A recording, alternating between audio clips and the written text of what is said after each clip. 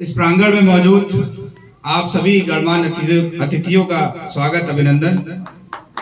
मंच का संचालन कर रहे संचालक महोदय को बहुत धन्यवाद। मंचासीन हमारे अध्यक्ष जी, संगठन के सचिव जी और तमाम साथी जो आप बैठे हैं, उपाध्यक्ष जी, महासचिव जी, हमारी माता श्री जो विशिष्ट अतिथि के तौर पे हमारे पिताजी को बलराम दल जन सेवा संगठन की तरफ से बुलाया गया है, बहुत बहुत आभार प्रकट करते हैं और आप सबको प्रणाम करते हैं।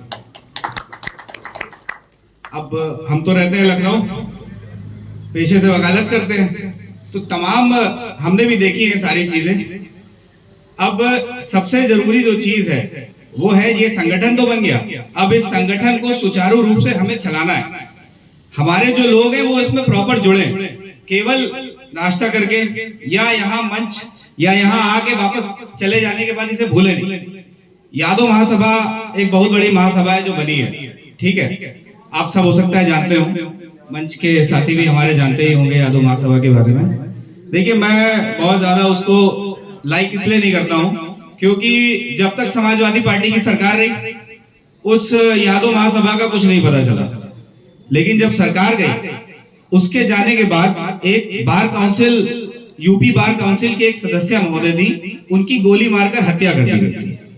उनके विरोध में, उस हत्या के विरोध में हमारे यहाँ हजरतगंज में ये हुआ कि यादव महासभा उसका विरोध करेगी। आप मानिए उसमें मेरे ख्याल से 50 या 100 आदमी बड़ी मुश्किल से पहुंचा होगा। मुझे जानकारी मिली पिताजी के माध्यम से और हमारे एक प्रसपा लोहिया के एक साथी रहे मीडिया प्रभारी आशुतोष यादव, उनके माध्यम से तब हम तमाम लड़के लेके उसमें पहुंचे और उस विरोध प्रदर्शन को बल दिया। तो हम कहना आपसे ये चाहते हैं कि अगर हम इस बलराम सेवा संगठन से जुड़ रहे हैं तो हम इसमें अपना पूरा इंटरेस्ट दिखाएं। अगर कहीं संगठन को हमारी जरूरत है तो हम वहां पे अपनी मौजूदगी पेश करें, हम वहां पहुंचे, पहली चीज। अब दूसरी चीज पे आते हैं। ऐसे भाई साहब ने एक बात कही, लव मैरिज वाली, इनकी बात को हम सपोर्ट करते हैं। क्यों सपोर्ट करते हैं इसको आप समझिए। पूजा यादव आईपीएस का नाम आपने सुना है कि नहीं सुना है? पूजा यादव आईपीएस का नाम आपने सुना है? बहुत तेज तर्रार आईपीएस है। अब क्या यादवों में या यादवों के पैसे वालों में कमी है? भाई नेताजी का परिवार है, झांसी में तमाम परिवार होंगे जिनके पास पैसा होगा, शक्तिशाली होंगे, किसी के पिताजी विधायक होंगे, चाचा विधायक होंगे, लेकिन उन्होंने शादी करी एक भारद्वाज से, वो है ब्राह्मण। जब वो इतना संकोच नहीं कर रही तो आप क्यों संकोच कर रहे हैं? उनके बारे में बहुत नहीं पता है, इस पर जिक्र नहीं करेंगे, मतलब जिनके बारे में हम श्योर हैं उसी की बात करते हैं, ठीक है। तो आप इस चीज को समझिए। अगर कोई संपन्न है तो अपना माइंड थोड़ा सा मेकअप करिए, उससे हो सकता है आपके आने वाली जनरेशन पे बहुत ज्यादा प्रभाव पड़े और सकारात्मक प्रभाव पड़े। प्रज्ञा मिश्रा जी हैं, आप सभी लोग जान रहे होंगे। अब बात करते हैं तीसरी, अब बात करें ब्राह्मण, ठीक है। अब ब्राह्मण हो गया एक बुद्धि से कि हमारे पास ज्ञान है तो हम ब्राह्मण। एक हो गया ब्राह्मण जाति से कि भैया पंडित तिवारी मिश्रा और फलाने फलाने, ठीक है।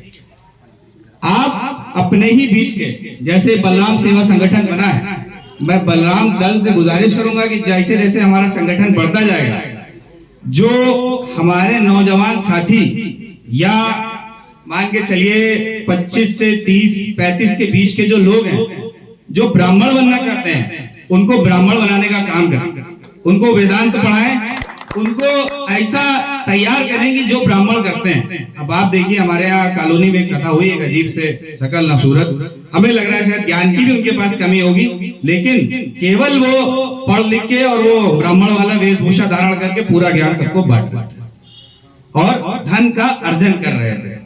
तो क्यों ना अब हम लोग इतने जागरूक हो चुके हैं, हमारे ही समाज से हम ही लोग ऐसे लोगों को तैयार करें जो हमारे आपके घरों में कथा कराएं, और अगर बहुत ज्यादा शौक है तो हमारा पैसा आपके ही जानने वाले लोगों के घरों में जाए, जिसके कारण उनके घर में संपन्नता आ सके।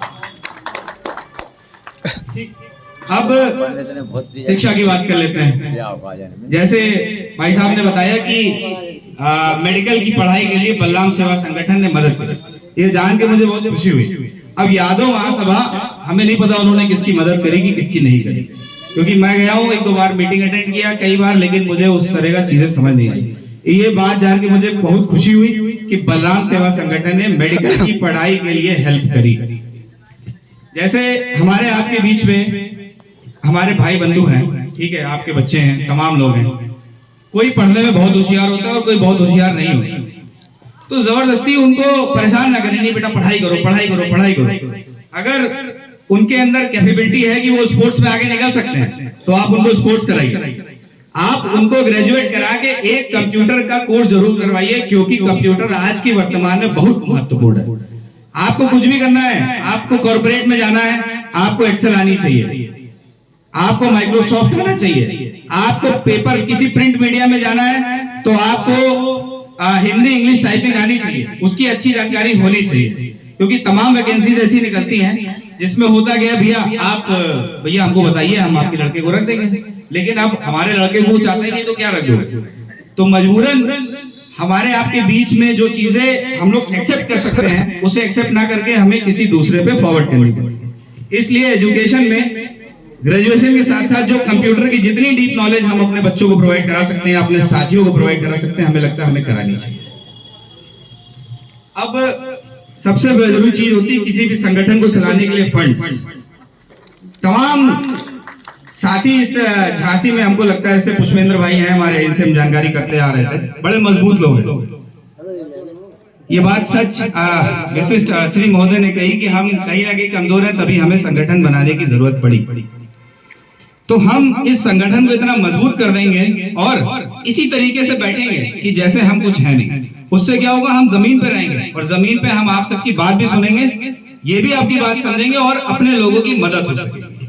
तो फंड्स कितना ज्यादा कैसे कलेक्ट हो सके, इस पे फोकस करना हमें लगता है ज्यादा जरूरी है, क्योंकि बिना फंड्स के आप किसी संगठन को नहीं चला सकते, किसी भी संगठन को नहीं चला सकते। हम आपकी हेल्प कैसे कर सकते हैं, जब हमारे पास पैसा हो। अब किसी को इलाज की जरूरत है, अब किसी के पास पैसा नहीं है, तो कैसे आपकी मदद कर सकता है।